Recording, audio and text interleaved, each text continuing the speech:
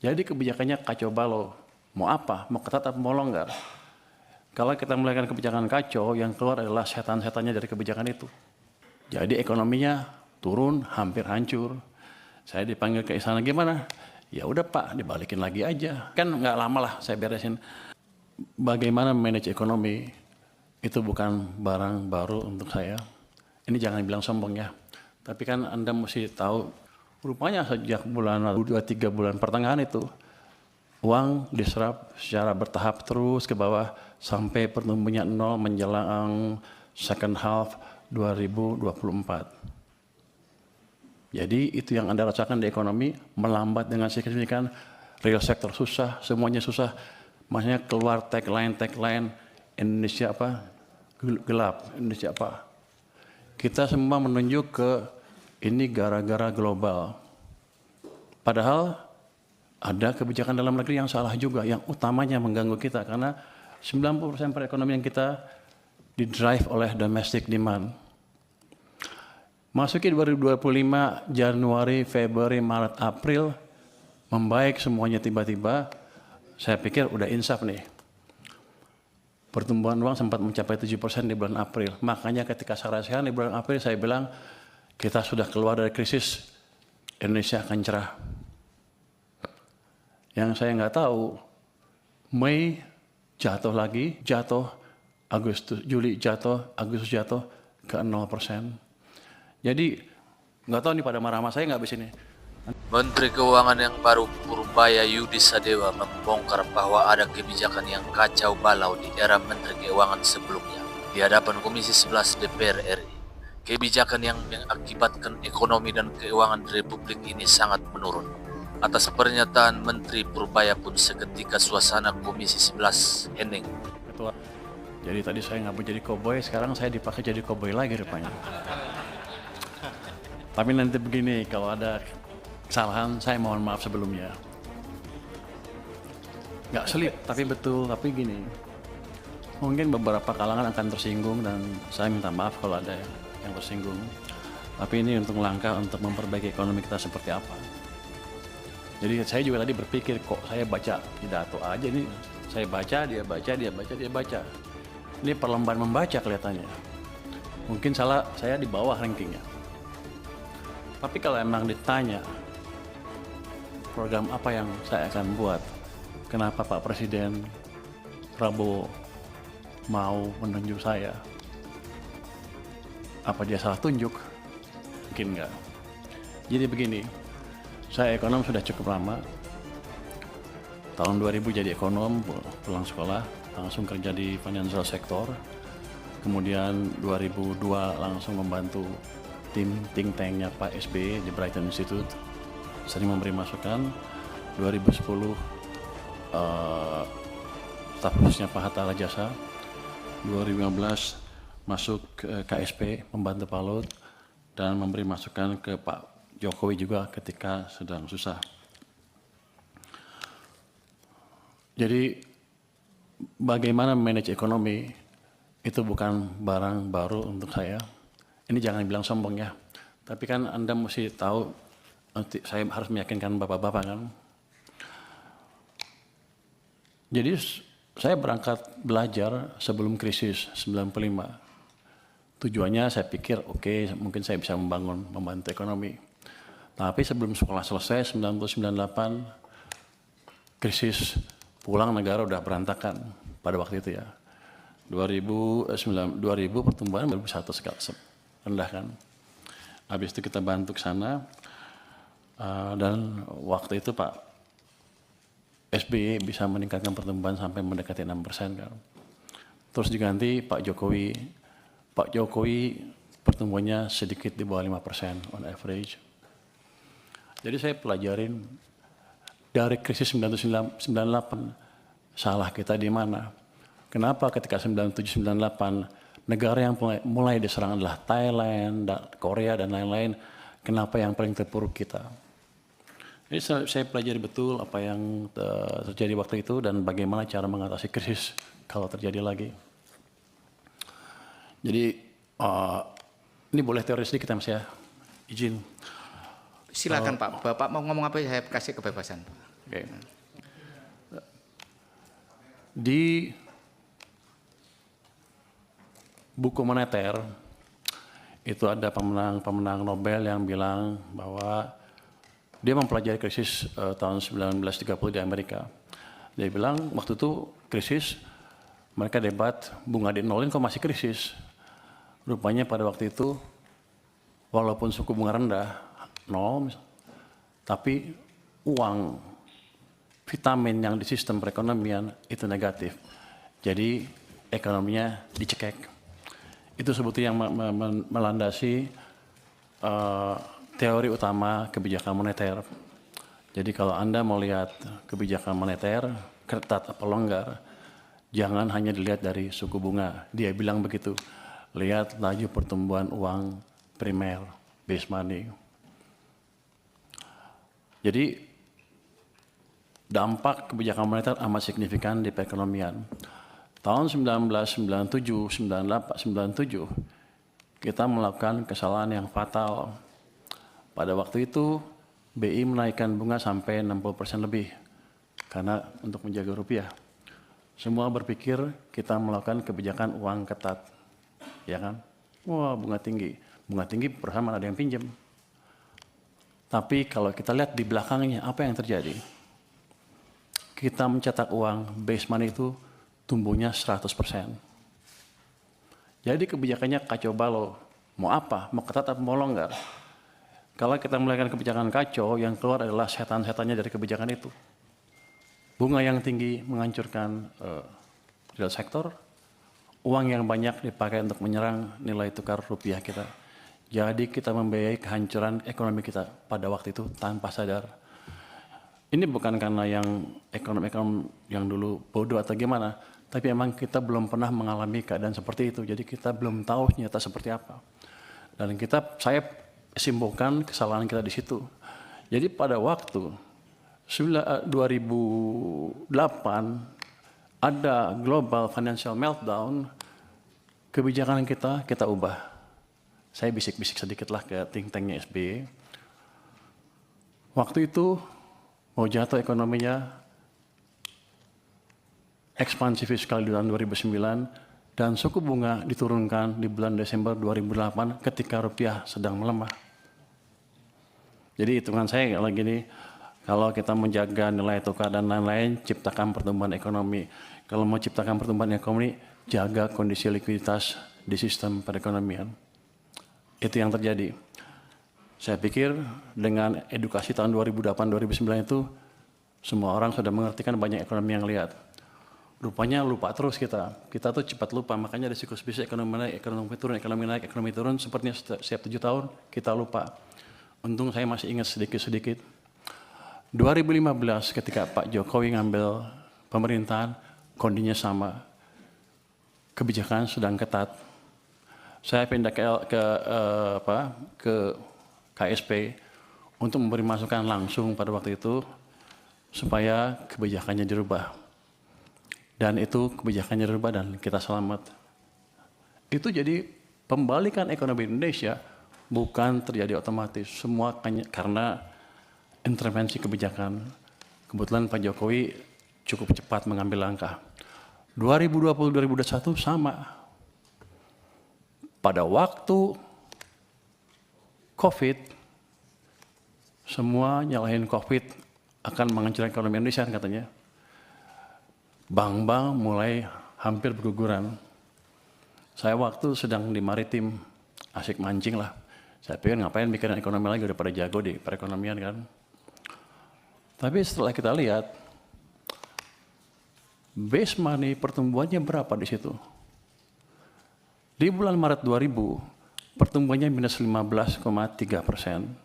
Minus, artinya ekonomi sedang dicekek padahal bunganya diturunkan. Ini salah kebijakan kita lagi.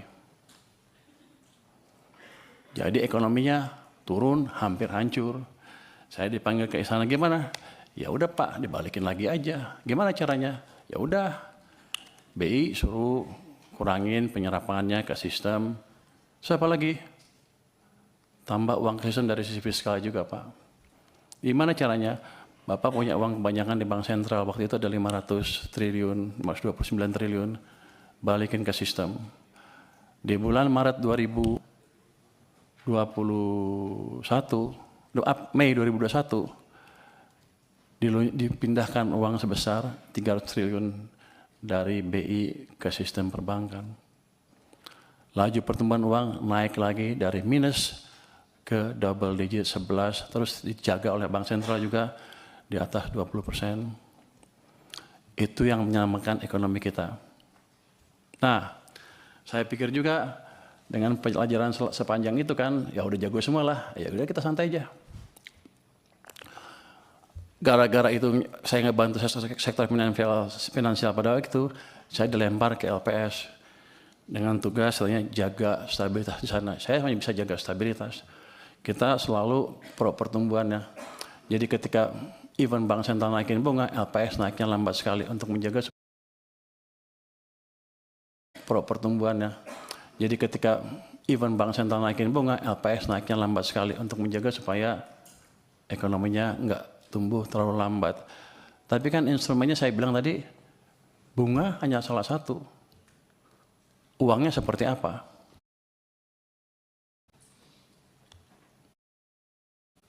Nah, rupanya sejak bulan 2-3 bulan pertengahan itu, uang diserap secara bertahap terus ke bawah sampai pertumbuhannya 0 menjelang second half 2024.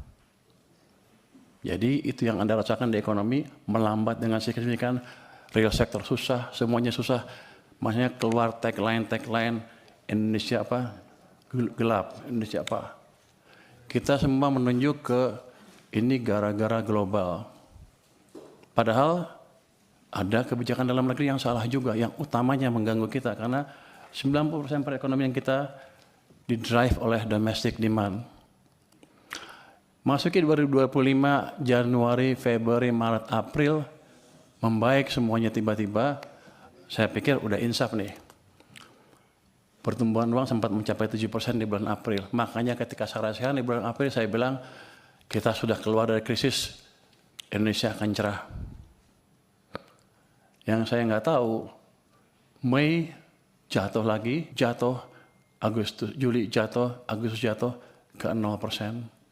Jadi periode perlambatan ekonomi yang 2024 gara-gara uang ketat tadi dipulihkan sedikit, belum pulih penuh, direm lagi ekonominya. Itu dari sisi fiskal dan moneter. BI kita nggak tahu nih pada marah sama saya nggak habis ini. Nanti tetap traktir ya. Pemerintah karena terlambat membelanjakan anggaran, membelanjakan APBN ya, uangnya kan dari Bank Sentral. Beliau rajin narik pajak. Nggak apa-apa, masuk ke Bank Sentral. Kalau dibelanjain lagi, nggak apa-apa. Tapi ini kan nggak. Ditaruh di sana santai-santai. Kering sistemnya.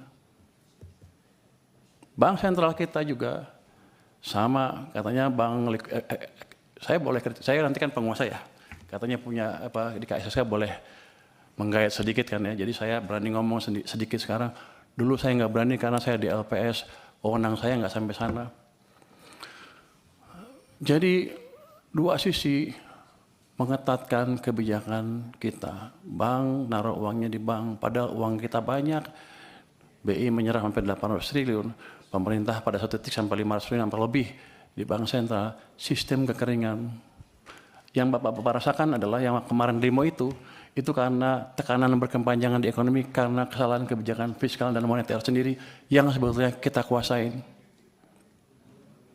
Yang jadi pertanyaan saya kan, di sini Komisi 11 rapatnya dengan Menteri Keuangan berapa ratus hari dalam setahun. Kenapa tidak pernah mempertanyakan itu? Dan sekarang saya datang ke sini tiba-tiba, udah semuanya pertanyaan banyak sekali yang harusnya sudah putus pada waktu itu. Tapi nggak apa-apa. Jadi ke depan yang saya lakukan adalah memperbaiki itu sebelum merubah yang lain-lain. Struktural lain kita bisa rubah, tapi quick win-nya di situ. Saya akan balik kondisi yang memburuk karena langkah kita sendiri. Oh gimana? Ya paling bagus kan percepat belanja anggaran. Oke, belanjanya cepat-cepat. Tapi yang kita tahu, itu nggak semudah membalik tangan. Saya pernah tanya Pak Jokowi dulu waktu saya di istana, Pak balikin uangnya ke sistem. Loh apa bedanya? Kan nggak bisa belanja juga. Pak, kalau uang Bapak ditaruh di BI, dosa Bapak dua. Satu, Bapak nggak bangun ekonominya. Yang kedua, sistem kering, nggak bisa bangun juga. Jadi kalau balikin ke sistem perekonomian, ke bank, himbara misalnya, dosa Bapak tinggal satu, yaitu satu yang nggak bangun aja, tapi ekonominya bisa jalan. Kalau itu yang dimanfaatkan adalah real sector. Saya ingin tunjukkan lagi ya, kenapa zaman tadi udah cerita belum ya, zaman Pak SBY tumbuh 6%, zaman Jokowi rata-rata 5% apa di bawah Pak SBY yang Pak Jokowi ya. Kalau Anda lihat di pertumbuhan uang MNO-nya, base money, teori dasar moneter itu, di zaman Pak SBY rata-rata tumbuh 17% lebih. Akibatnya uang di sistem cukup, kredit tumbuh berapa? 22%. Jadi pada waktu zaman Pak SBY, walaupun dia nggak bangun infrastruktur habis-habisan, private sector yang hidup, yang menjalankan ekonomi. Itu berhubungan juga dengan rasio tax. Ketika tax private sector yang jalan, dia akan lebih banyak bayar pajak dibanding pemerintah. Tax ratio kita tumbuh 0,5% lebih tinggi dibanding ketika zaman Pak Jokowi. Pada zaman Pak Jokowi, uang tumbuh hanya sekitar 7% MNO-nya. Bahkan di titik-titik itu sepanjang tahun, 2 tahun terakhir sebelum krisis, itu tumbuhnya 0%. Memang ekonomi sedang dicekek. Cuman saya nggak tahu waktu itu karena saya di maritim. Jadi begitu 2020 saya diminta bantu, saya kaget. Pak, kenapa begini Pak? Bapak bangun apa-apa mati-mati pun nggak bisa. Karena mesin ekonomi kita pincang. Hanya pemerintah yang jalan, sedangkan yang tadi 90% berhenti atau diperlambat. Zaman Pak Prabowo juga bisa sama. Ini sekarang masih baru. Kalau pemerintahnya masih lambat belanjanya dan mencekik perekonomian juga dari sisi lain, dan moneternya juga sama, maka akan lebih buruk dibanding yang 2 zaman sebelumnya. Dua mesin mati. Jadi tugas saya di sini adalah menghidupkan kedua mesin tadi, mesin moneter dan mesin fiskal. Nanti saya mohon restu dari parlemen untuk saya menjalankan tugas itu. Langkah pertama sudah kami jalankan. Saya sudah lapor ke Presiden, Pak, saya akan taruh uang ke sistem perekonomian. Berapa? Saya sekarang punya 425 triliun di BI cash, besok saya taruh 200 triliun. Sudah jalan belum? Sudah jalan belum? Sudah jalan? Lagi dijalankan. Kalau itu masuk ke sistem, dan saya nanti sudah minta ke Bank Sentral, jangan diserap uangnya. Biar aja kalau Anda menjalankan kebijakan moneter, kami dari sisi fiskal yang menjalankan sedikit. Tapi nanti mereka juga mendukung. Artinya, ekonomi akan bisa hidup lagi. Nanti, itu sisi private side dari kebijakan moneter, dari kebijakan fiskal. Di government side-nya sendiri, saya akan pastikan lagi tadi belanja-belanja yang lambat berjalan dengan lebih baik lagi. Ada yang dikomplain katanya apa? MBG tadi ya. Penyerapan pajaknya rendah. Saya tanya sama teman-teman keuangan, gimana monitoringnya? Ya dia bilang bagus-bagus saja, tapi ternyata enggak, jelek. Loh, terus kita apain? Ya nggak tahu. Saya bilang begini, ya udah, nanti sebulan sekali kita akan jumpa dengan kepala MBG. Nanti kalau penyerapannya jelek, dia suruh jelasin ke publik, saya di sebelahnya. Dan program-program yang lain yang lambat itu akan saya sisir. Saya kan baru hari ketiga dan rapat. Udah keburu rapat di sini, jadi belum lihat detail seperti apa. Tapi kami akan sisir. Bagian-bagian lambat kami percepat. Caranya gimana? Ya, kalau mereka nggak bisa nyusun anggaran atau nyusun program kerjanya atau pengajuan anggarannya, kami akan kirim orang ke sana supaya jalannya cepat. Dan kita akan monitor on regular basis. Supaya anggaran yang banyak tadi, Yang kalau lihat anggaran kan sama aja kan dari tahun ke tahun, gitu-gitu aja tuh nggak ada dampaknya, 55 aja, karena penyerapannya nggak dimonitor. Dulu pernah ada UKP 4 memonitor itu pun nggak jalan sempurna, karena UKP 4 terlalu jauh. Saya nggak tahu, harusnya tugas Pak Manas sekali, tapi saya nggak tahu. Kalau saya boleh kerjakan, saya akan kerjakan itu supaya memastikan betul-betul penyerapan anggaran bisa jalan. Dan tadi uang yang udah utang kita yang sudah kita keluarkan itu betul-betul bermanfaat buat ekonomi. Dari situ kalau kenapa saya tadi bisa 6%? Si Purbaya sok tahu katanya bisa 6%. Orang-orang bilang sok tahu lo katanya. Di luar bilang gitu, sok pinter. Saya bilang kamu sombong katanya. Tapi ini udah berdasarkan pengalaman selama ini. Kalau saya balikan, saya lihat aja zamannya Pak SBY 6% private. Zaman Jokowi pemerintah 5%. Kalau kita gabungkan gimana? Pasti di atas itu. Itu adalah langkah simpel saja yang jangka mungkin nggak terlalu panjang untuk bisa kita lihat dampaknya. Mungkin nggak secepat 6,5, 6,7 saya bilang. Tapi gerakan ke arah sana sudah terbuka lebar kalau kita biarkan private sector bekerja. Jadi gini, saya termasuk yang percaya bahwa agen-agen ekonomi itu mempunyai otak sendiri. Daripada pemerintah nggak mungkin mengontrol semua agen ekonomi untuk berjalan. Tapi saya ciptakan kondisi di mana mereka berpikir dan berjalan dan bisa tumbuh, bisa berbisnis dengan situasi yang ada. Itu yang ingin kita ciptakan. Nanti setelah itu ada baru tadi program-program investasi. Ini kan nggak lama lah saya beresin.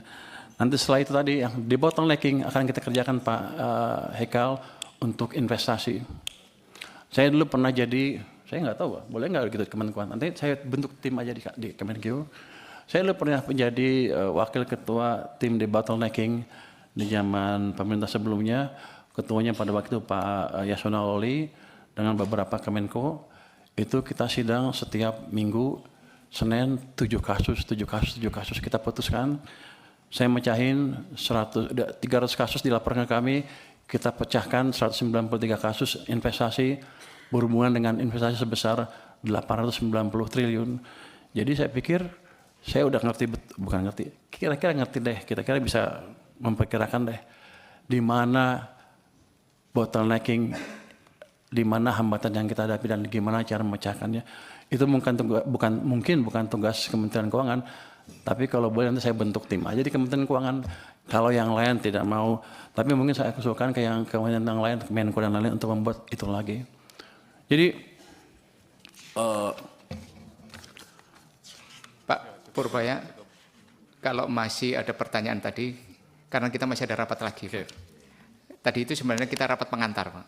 Jadi itu pengantar. Jadi menurut saya yang lainnya nanti dijawab tertulis. Yeah. Kita akhiri rapat. Oke pemirsa semua, terima kasih sudah menonton video ini.